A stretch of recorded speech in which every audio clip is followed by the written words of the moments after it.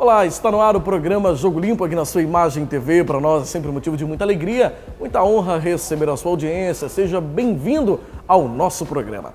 No programa de hoje nós vamos repercutir um pouco a crise política, aliás, continuar repercutindo a crise política que nós vivemos em nosso país, a votação do impeachment lá na Câmara dos Deputados, como ela se deu, e também a continuação desse processo, já que uma comissão já está instituída no Senado Federal para dar continuidade ao processo e dentro aí do processo regimental, a presidente Dilma pode ser impedida aí de continuar a presidência do país nos próximos dias.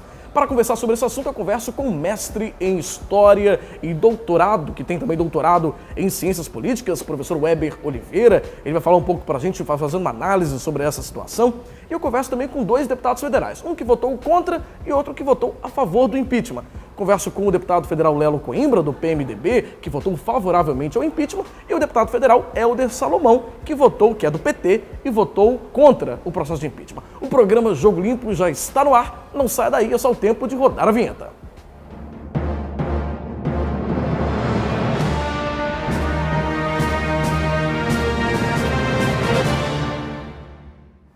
Muito bem, e como nós anunciamos na abertura do programa, eu converso agora com o professor da UFES, mestre em História e doutor em Ciências Políticas, professor Weber Oliveira. Professor, bem-vindo ao programa Jogo Limpo. Obrigado. Prazer recebê-lo aqui para analisar esse momento político que nós estamos vivendo, né, professor? O senhor, como tem doutorado nessa área de Ciências Políticas, como que o senhor analisa essa situação atual, né, professor? Como se deu esse processo de impeachment? Aliás, o início do processo de impeachment, né, essa votação na Câmara dos Deputados, como que o senhor tem analisado essa situação? Bom, em primeiro lugar, que se considerar que impeachment é um dispositivo legal previsto na Constituição, cujo rito é regulamentado desde 1951, quando Getúlio Vargas passou por um processo semelhante, embora naquela ocasião tenha sido arquivado pela Câmara dos Deputados, e depois, mais recentemente, o presidente Fernando Collor, que não chegou a sofrer o impeachment, ele sofreu um processo, mas ele renunciou antes de ser afastado por meio desse dispositivo, e agora com a presidente Dilma. Analisando do ponto de vista político e também, de certa maneira, do ponto de vista jurídico, eu vejo todo esse processo com muita preocupação, porque eu o compreendo como uma quebra de legalidade, né? Na medida em que o impeachment, esse dispositivo, foi criado para casos absolutamente excepcionais num sistema presidencialista, né? O que são casos excepcionais? Casos em que haja flagrante delito, ou seja, justa causa para ocorrer o afastamento do presidente. E a gente nota alguns problemas aí no processo, na condução do processo de impeachment contra o presidente Lula. Começo pelo próprio vício de origem do processo, né? Da instauração do processo. Nunca é demais lembrar que o presidente Eduardo Cunha, presidente da Câmara, né, dos Deputados, aceitou o processo após a presidente Dilma ter se recusado a mobilizar a bancada do PT a votar contra a impetração do processo por quebra de decoro parlamentar na Câmara dos Deputados contra ele, Eduardo Cunha. Então já tem um vício de origem aí importante.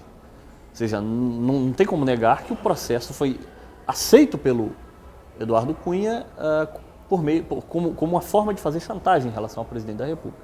Já que ele já era processado pelo Supremo Tribunal Federal, já tinha comprovadamente contas no estrangeiro e que estava tentando, já se movimentando, para se safar do processo da Câmara dos Deputados. Então esse é um primeiro problema, né? Nunca é demais lembrar que todos os presidentes da República, desde a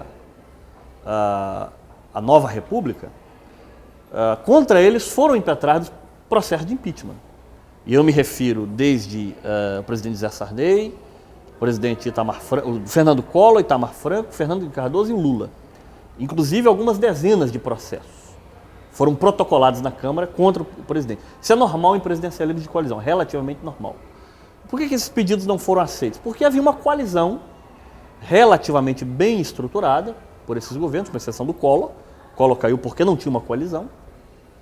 E agora voltou-se a se acatar o pedido de impeachment diante dessa conjuntura de dissolução, digamos assim, de uma coalizão que se perdurava desde o segundo governo Lula, que era PT-PMDB, como os dois partidos majoritários, e que, de certa forma, agora no governo Dilma, no segundo governo Dilma, se dissolveu, né? Então o pedido passou por conta desse cenário de dissolução, digamos, da coalizão.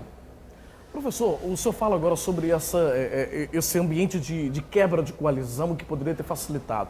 O senhor não acha que exatamente por ter essa quebra de coalizão, por a presidente Dilma Rousseff ela não ter mais esse apoio do Congresso Nacional, aí estamos falando da Câmara dos Deputados, do Senado mesmo, do Congresso como um todo, ela não perdeu totalmente então, a condição de governar, mesmo sendo talvez, como o senhor colocou, tendo essa preocupação pela ilegalidade do processo?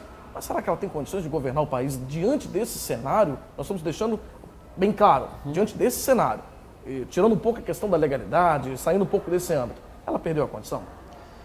Bom, perdeu porque a Dilma, ela tem um perfil, ela é uma tecnocrata, ela não é uma política de origem, embora tenha se envolvido na guerrilha armada, tenha participado de uma série de ações de ativismo político na sua juventude, ela é um quadro técnico formado no brizolismo.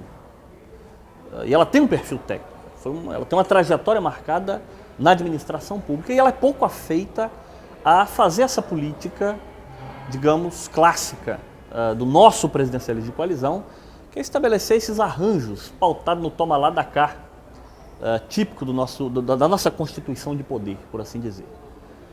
O que eu estou querendo dizer? Nós temos um legislativo absolutamente fragmentado, atualmente nós temos 29 partidos com representação na Câmara dos Deputados, com alguns poucos partidos com grande envergadura, de modo que nenhum presidente da República, com o seu próprio partido, é capaz de fazer um governo de coalizão. Então é preciso buscar arranjos, acordos com os partidos de maior envergadura, no caso do PMDB, hoje é o fiador do processo político. Seriam essas coligações, né, professor? Exatamente. E, no final das contas, você tem que negociar com pequenas gangues partidárias. E aí é no base do toma lá da cá. A Dilma é pouco afeita a isso. A Dilma sofre um castigo hoje por ela estar fazendo a coisa certa, que é não partir para essa negociata. Mas o partido dela, ainda tendo como Lula como presidente, o ex-presidente Lula, tinha essa habilidade. Será que não faltou talvez um relacionamento dela melhor com o partido e talvez para poder lidar melhor, saber ser um pouco mais político nesse processo? Essa é a grande queixa que se faz em relação à Dilma, que ela tem pouca afeição a essas articulações políticas, né? Ela gosta mais, ela tem uma tendência mais a fazer as coisas por dentro das instituições, entende? Seguindo o trâmite burocrático, digamos assim. Essa, inclusive, é uma queixa que foi pega num daqueles grampos ilegais do juiz Moro, do Zé Guimarães, reclamando com Lula, não sei se você se recorda, que ela não fazia política, que ela era muito burocrática, quer dizer, esse é um perfil da presidente. Agora, isso não é justificativa para se utilizar um dispositivo que é legal, porém excepcional, que deve ser usado numa excepcionalidade. Veja, o governo Dilma, eu sou crítico do governo Dilma, é um governo, a meu ver, muito ruim, mas isso não é justificativa impeachment não é remédio para governo ruim.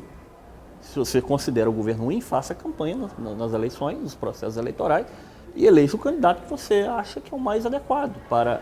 E agora, aí esse é um ponto. Outro ponto é o seguinte, não há situação confortável. Por exemplo, o Michel Temer, que é o vice-presidente que deve assumir, em se confirmando o afastamento da presidente, ele não é capaz de governar, de estabelecer uma governança do seu próprio partido, no PMDB. O Temer não tem sequer voto em São Paulo, no seu estado, né? Sempre foi eleito pelas beiradas, ou como suplente. Assumia como, quer dizer, na condição de suplente, na vacância do titular, assumia como suplente como deputado federal. Ele teve uma votação um pouco mais expressiva nos anos de 98 e 2002, que foi o auge da carreira política dele. Depois veio também numa queda importante no seu cabedal eleitoral, por assim dizer. Ele vai ter condições de reunir forças para estabelecer uma governança? Eu tenho muitas dúvidas, né? Entendo eu, e aí eu estou falando na condição mesmo de analista, que é muito mais temerário os riscos de uma quebra de legalidade do que tentar se fazer um atalho e construir um arremedo de governo, né, nesses próximos 2 anos, do que manter um presidente ruim que pode consertar. Quer dizer, então acho que essa questão tem que ser colocada na balança. Tá certo. Professor, nosso tempo já encerrou, infelizmente, né? Nossa direção já está avisando ali. Mas quero te agradecer pela sua participação, por você ter vindo ao nosso programa, ter aceito o convite, comentar um pouco sobre esse cenário, essa situação. E a gente espera, né? Eu tenho falado isso com todos os nossos convidados, a gente espera realmente que essa situação se normalize, seja como for, mas que o país possa voltar para o rumo do crescimento e que a economia possa estabilizar. O povo brasileiro está sofrendo muito com essa situação, a gente não tem dúvida disso. É o que esperamos. Agora, não haverá situação confortável, né? Isso é importante. Até porque a crise econômica não tem muita relação com a crise política. É preciso desvincular essas duas coisas, né? Para melhor informarmos o senso comum, né? Quer dizer, uma coisa é a crise política, que tem evidentemente inter-relação com alguns elementos da economia, mas a crise econômica que nós vivemos no momento tem muito mais a ver com um problema internacional, sobretudo o problema da indexação, do aumento do preço do dólar, né, do que propriamente com questões políticas. Importante observar essa questão. Tá certo. Obrigado, professor Weber. A gente vai para um rápido intervalo e já a gente volta.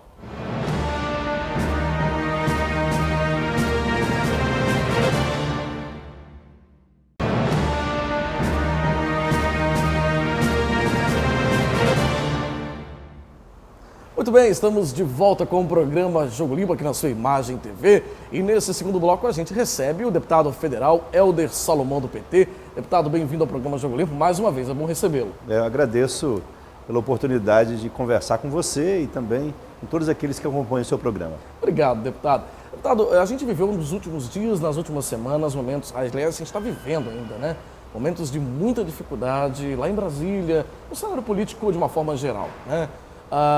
O governo federal perdeu a votação lá na Câmara dos Deputados, né, da qual o senhor faz parte, como deputado federal. Como que foi aquela votação, deputado? O governo parecia acreditar até no último momento que iria conseguir os votos necessários para interromper o processo, não é isso? Sim, na verdade, nós estamos vivendo um momento de turbulência na economia internacional, na economia brasileira e, além da turbulência na economia, também uma crise na política. Desde o resultado das eleições de 2014, que a oposição mantém-se no palanque tentando inviabilizar o governo. E o resultado da votação no dia 17 de abril, quando foi votada a admissibilidade do impedimento da presidente, ele foi fruto e resultado de um grande embate político que nós tivemos. Na verdade, a pressão foi muito grande, né? Setores fortes da política nacional, do empresariado, da grande imprensa, que trabalhou insistentemente para que se criasse esse impasse. E o governo, obviamente, acreditava que seria possível derrotar o impeachment na Câmara Federal. Nós não conseguimos. E por que nós acreditávamos na vitória na Câmara? Porque o fundamento do processo que culminou na votação na Câmara e que agora será votada pelo Senado é um processo sem consistência. É um processo que coloca como crime de responsabilidade as pedaladas fiscais, quando na verdade nós sabemos que pedalada fiscal não pode se caracterizar como crime de responsabilidade. Primeiro, porque outros presidentes praticaram as chamadas pedaladas fiscais, que não significam prejuízo para a União. Pelo contrário, foram antecipações feitas pelo governo para conseguir manter funcionando Bolsa Família, Minha Casa Minha Vida, FIES e outros programas. E isso também foi feito por governos passados, foi feito e é feito hoje por alguns governadores e por muitos prefeitos. Então, por que punir apenas a presidente, visto que esta prática, claro que pode ser mudada, é também verificada em outras esferas de governo e pelos ex-presidentes que já governaram o nosso país. Nós acreditávamos que essa tese ela teria que ser derrubada, porque eu disse já várias vezes, no meu posicionamento na Câmara e para a imprensa, que se tivesse uma prova concreta de que a presidente Dilma praticou corrupção ou crime de responsabilidade, eu seria o primeiro a pedir o afastamento dela. Porque, obviamente, que alguns não gostam do partido dela, não gostam do governo, ela está com baixa popularidade. Até aí, faz parte da democracia. Só que quando a gente não gosta de um governante, quando ele está mal avaliado, simplesmente ele não deve ser retirado do governo, ele deve trabalhar para melhorar a performance do seu governo e da sua gestão, na eleição seguinte o povo é que decide se esse governante continua ou não. A alternância no poder ela tem que ser feita através do voto. Agora, caracterizou crime, corrupção no exercício do mandato, aí nós obviamente temos que ter uma ação que pode ser o impeachment, porque ele é legítimo, é constitucional, desde que haja fundamento. E as demonstrações públicas, o Brasil hoje acabou se dividindo. No primeiro momento era 80% a favor do impeachment e 20% contra. Isso foi mudando ao longo do tempo com o debate. Nós já temos pesquisas hoje que mostram que praticamente a população está dividida no Brasil. Os que defendem o impeachment são em pequena maioria, não é mais aquela distorção que havia. Os juristas estão divididos, né? Os advogados estão divididos. Então não há uma unanimidade, não dá para comparar esse processo com o processo de Collor, que foi um processo de unanimidade. O Brasil todo, né, a classe política, jurídica, a população se manifestou pela saída dele. Agora, deputado, desculpa até te interromper, mas como a gente já tem uma comissão hoje já instituída, né, o nosso tempo já está até chegando ao próximo do final, por isso que até estou querendo acelerar um pouquinho a nossa conversa. Já tem uma comissão instituída também no Senado para dar continuidade, já que o processo foi aprovado lá na Câmara dos Deputados, né, na Câmara Federal. Segundo as especulações e até mesmo uma pesquisa que foi realizada nesse tempo, aparentemente existe uma maioria aqui também dentro do Senado que vai aprovar o impeachment, inclusive já a quantidade de votos necessária para impedir mesmo a presidente da República, né? O governo acredita ainda que pode modificar esse quadro mesmo ainda nesse cenário, nesse espaço difícil ali dentro do Senado? O quadro no Senado é difícil, como era Estava difícil na Câmara, exatamente.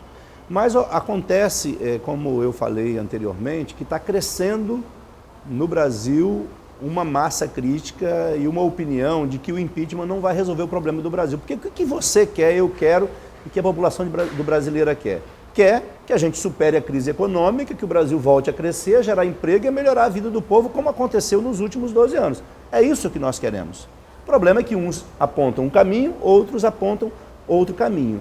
O que ocorre nesse momento é uma movimentação na sociedade que começa a verificar que o impeachment não é uma solução para os problemas do Brasil, até porque um possível governo Temer sem credibilidade teria enormes dificuldades, né? Veja que a votação no dia 17 na Câmara foi um negócio ridículo. Deputados, ao invés de fundamentar o seu voto, eu voto a favor, eu voto sim porque ela fez isso, praticou esse crime de responsabilidade, votaram pelo pai, pela mãe, pelos filhos. Eu também adoro a minha família, né? Adoro a minha cidade, mas não é isso que justifica o voto a favor ou contra. Eu amo Cariacica, mas eu não posso votar porque só por causa da minha cidade, ou da minha filha, do meu filho que eu amo, da minha família. Enfim, está havendo também uma movimentação na comunidade internacional. Manifestações cada vez mais fortes, não de órgãos de imprensa voltados para a esquerda, né? Estamos falando aí de The Guardian, estamos falando de New York Times, de Le Monde, ou seja, órgãos de imprensa que não são caracterizados como órgãos de imprensa voltados, né, para um movimento de esquerda no mundo. E isso pode, sim, criar um ambiente para alterar esse cenário no Senado. Agora, nós sabemos que será mais uma batalha difícil e o que eu sinceramente quero é que a gente resolva esse problema político e o Brasil volte a crescer e gerar oportunidade para todos os cidadãos, gerando emprego e gerando, né, educação e saúde de qualidade. Deputado, quero te agradecer muito pela participação, por estar mais uma vez no programa Jogo Limpo, aceitar o nosso convite, conversar sobre esse cenário difícil que a gente vive no nosso país, né, de muita instabilidade política e econômica, né? E a gente espera, como nós já falamos em outros programas aqui, que esse problema realmente se normalize, se resolva, né? Arrume-se uma solução e que o Brasil volte a se desenvolver e a crescer como estava antes. Obrigado pela sua participação mesmo. Eu que agradeço e um abraço, parabéns pelo seu trabalho. Muito bem, a gente vai para um rápido intervalo e já a gente volta, não saia daí.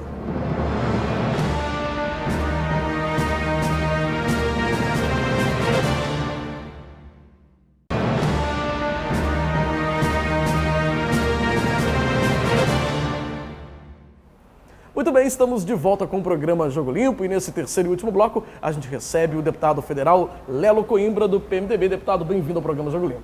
Um abraço a você e aqueles que nos acompanham.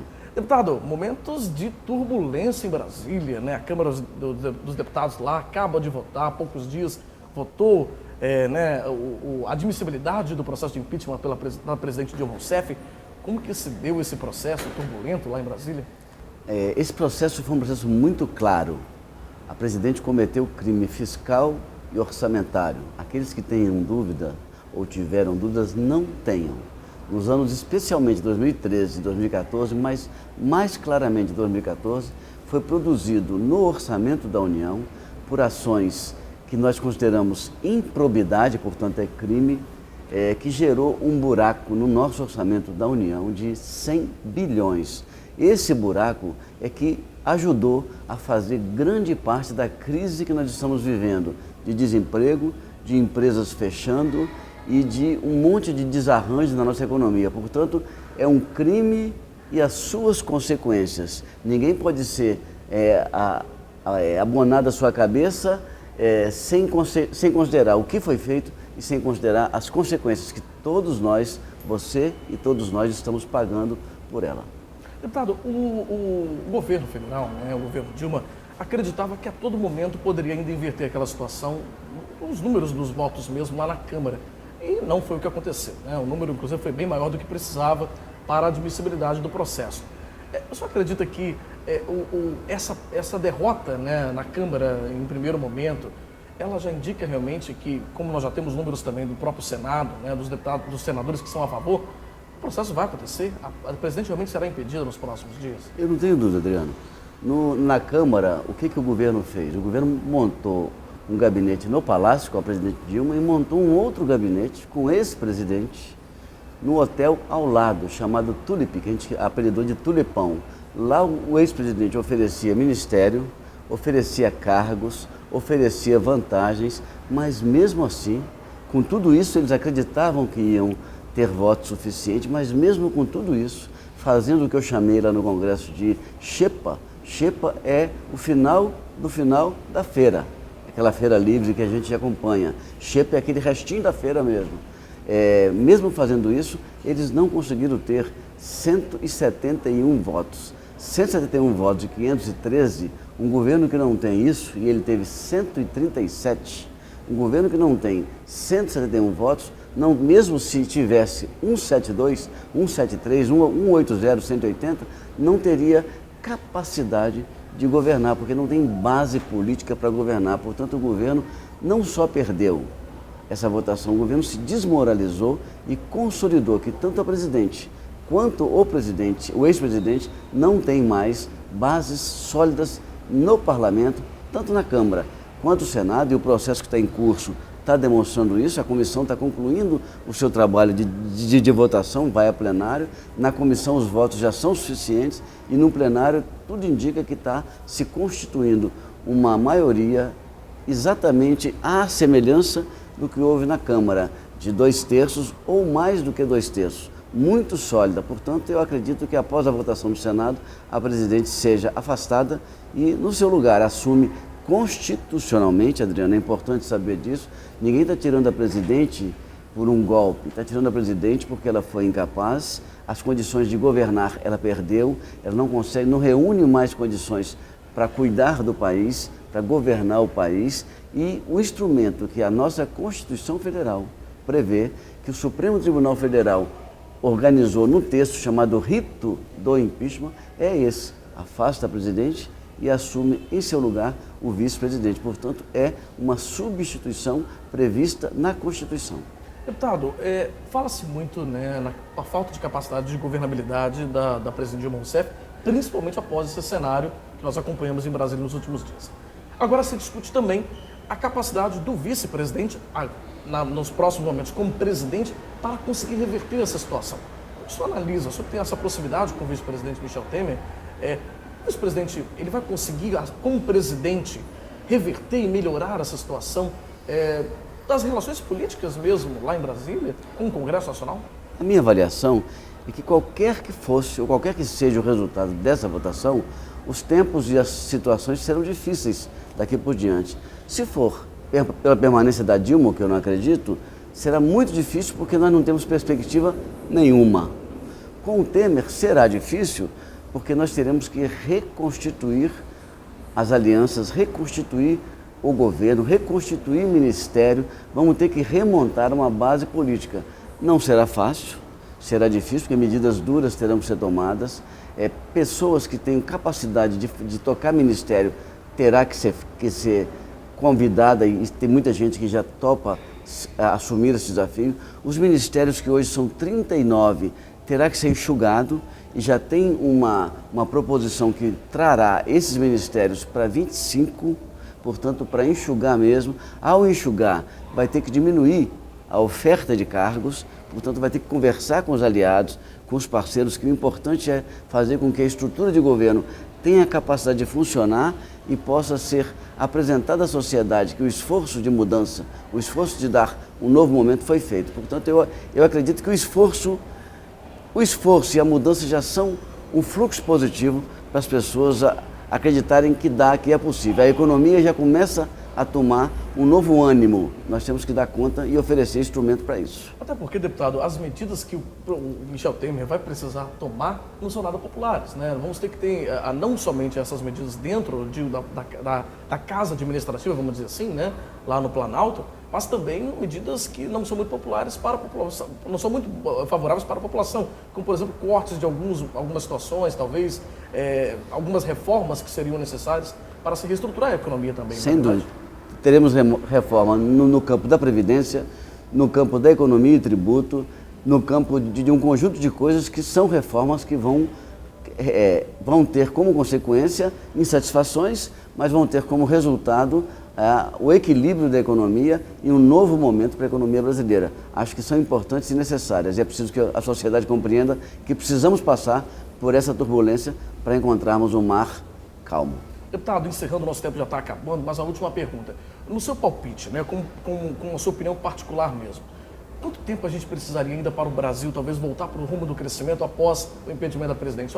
A sua opinião particular mesmo. Olha, criando um ambiente estável, em 6 meses a gente cria um ambiente, tudo correndo bem, mesmo com as dificuldades, mas para poder voltar aos trilhos e estar seguro, eu acho que pelo menos uns 2 anos, até 2018, para que a gente tenha uma segurança de país, uma segurança que possamos, numa eleição de 2018, oferecer um bom debate com a sociedade e dar um novo passo com uma nova perspectiva.